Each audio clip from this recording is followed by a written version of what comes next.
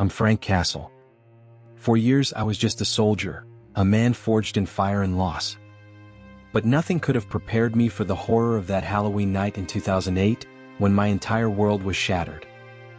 I lost Maria, Lisa, and little Frank Jr. The brutal murder of my family left me reeling, questioning everything. I didn't know then whether it was the work of a lone madman or a well-orchestrated group. All I had was chaos and a single haunting clue, a plain white mask. It was Halloween 2008 in Hell's Kitchen, New York City, a night when laughter and mischief should have filled the air. I was away on a mission, as I often was, fighting the city's endless underbelly of crime. When I finally returned at 2:13 a.m., the sight that greeted me would forever haunt my memories. The front door hung open, its lock splintered by a force I couldn't fathom. In the corridor, blood pooled like a grim tapestry, and every step I took echoed with the agony of loss. I stumbled upon the unthinkable, my wife, my children, gone. Amid the wreckage, I found a single object that sent a shiver down my spine, a white mask, cold and unyielding, left behind as if to mark the work of a predator. In that moment, grief and rage collided within me. I didn't know who was responsible, whether a lone madman or a band of ruthless killers had invaded my home. All I knew was that something unspeakable had taken everything I held dear. And I vowed that I would hunt down the monster no matter the cost. In the weeks that followed, I found myself teetering on the edge of sanity. The images of my family's final moments played on an endless loop in my mind. I was a man consumed by loss, my every waking moment dedicated to finding answers. I scoured Hell's Kitchen for clues, visiting crime scenes, interrogating lowlifes, and even delving into the underworld's murkier secrets. I spent countless nights poring over newspaper clippings and watching television news segments, searching for any mention of similar brutal attacks. In dingy diners and back alleys, whispers began to surface, stories from eyewitnesses who had suffered inexplicable losses. One battered veteran in a Brooklyn bar recalled a night of chaos similar to mine, his words trembling as he mentioned a mysterious figure always seen in a white mask. A faded clipping in a forgotten newspaper detailed a series of attacks in small Midwestern towns, the assailant described only as the boogeyman. My investigation led me through a maze of conflicting reports. Some said it was a group, others insisted it was the work of a single, unstoppable force. The more I dug, the more the name began to emerge from the shadows: Michael Myers. I learned that this wasn't an ordinary killer. Michael Myers, as the whispers went, was always seen in his signature jumpsuit and that unchanging white mask, never removed, never revealing the man behind it. His presence was an enigma, a relentless force of nature. Every scrap of evidence, every conversation with terrified survivors and hardened criminals alike, pointed to a single horrifying possibility. Slowly, methodically, I began to piece together a pattern, a tapestry of terror that stretched from the darkest corners of New York to the small, haunted towns of the Midwest. My relentless search eventually led me to Haddonfield, Illinois, a town that wore its Halloween decorations like a facade for the deep, lingering fear beneath. I arrived in early October 2009, the crisp autumn air filled with the scent of decaying leaves and hidden dread. I set up base in a rundown motel on Main Street, its peeling wallpaper and creaking floors mirroring the decay in my own soul. It was here, in a dimly lit diner on Lambkin Lane, that I met her, Laurie Strode. A survivor with eyes that spoke of countless nightmares, Laurie had lived through horrors that most couldn't even imagine. As we sat across from one another, the weight of shared loss hung heavy in the air. Frank, she began, her voice low and measured. There's no escaping this terror. Michael Myers is not just another killer. He's a force that has haunted Haddonfield for decades. He's always in his jumpsuit, his white mask never coming off. People call him the boogeyman, and those who have seen him say he moves like a ghost. Her words cut deep. In that moment, memories of my family, their laughter, their smiles, intertwined with the cold reality of my mission. Lori gave me every detail she knew, from eyewitness accounts of his eerie appearances at night to the long history of inexplicable violence linked to his name. With her guidance, I began to see the full horror of the entity I was up against. Armed with a newfound understanding of Michael Myers' legend, I embarked on a cross-country crusade. My journey took me through the decaying industrial corridors of Detroit, the forlorn backroads of Missouri, and the desolate farmlands of Ohio. Every step I took was fueled by the memories of Maria's tender smile, Lisa's warm eyes, and the joyful laughter of little Frank Jr., all stolen from me in one savage night. In every town I searched for survivors who could offer insight into the madness. In a small, weathered town near St. Louis, a gaunt drifter recounted how he'd seen a figure in a white mask silently drifting through the shadows.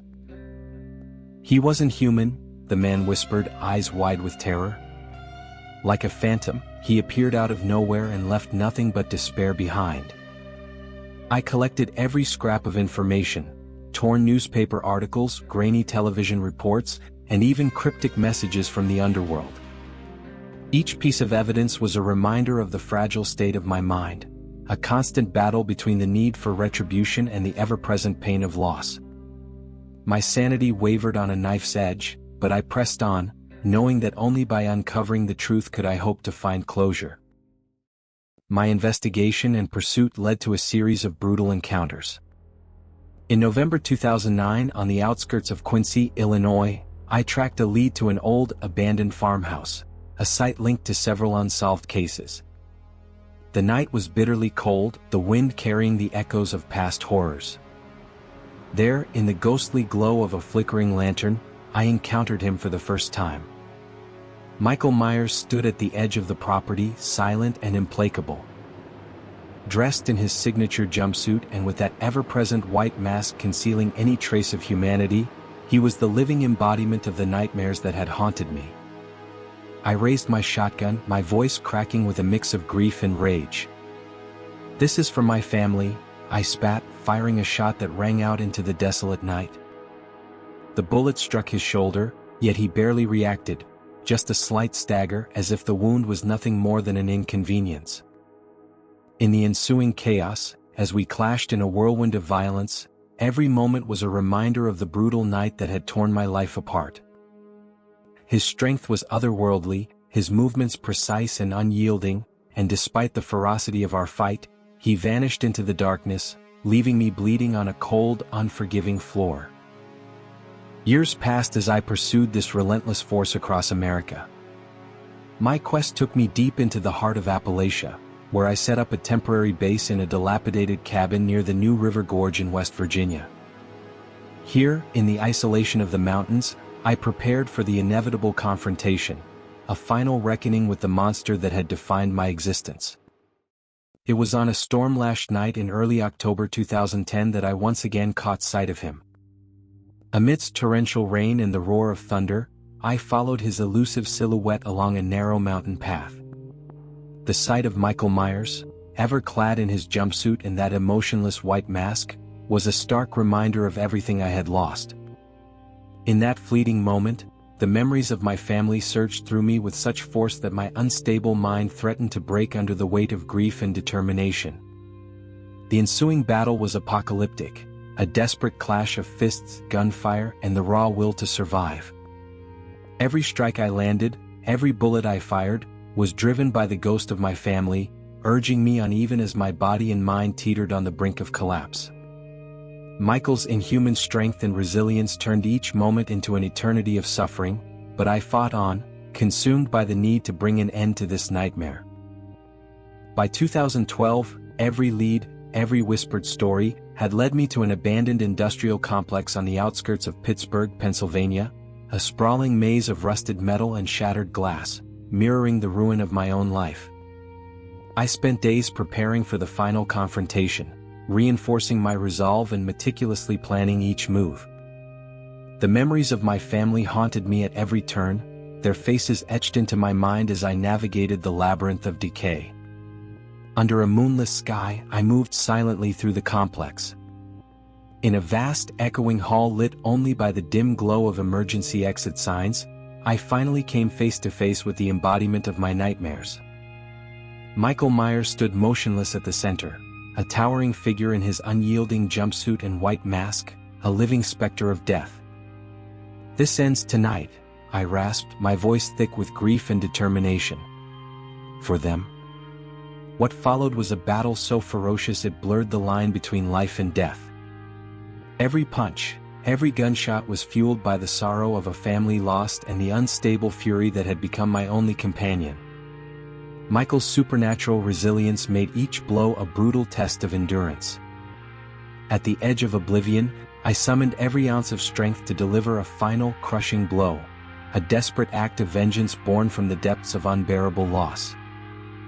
For a moment, as he lay still amid the rubble, I allowed myself a fleeting hope that justice had been served.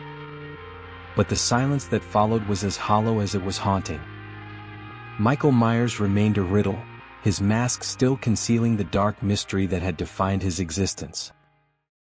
In the weeks after that final, cataclysmic encounter, I wandered the shattered remnants of my soul. The battle had scarred me, physically and mentally, and the memories of my family were a constant, searing presence. I had uncovered the truth.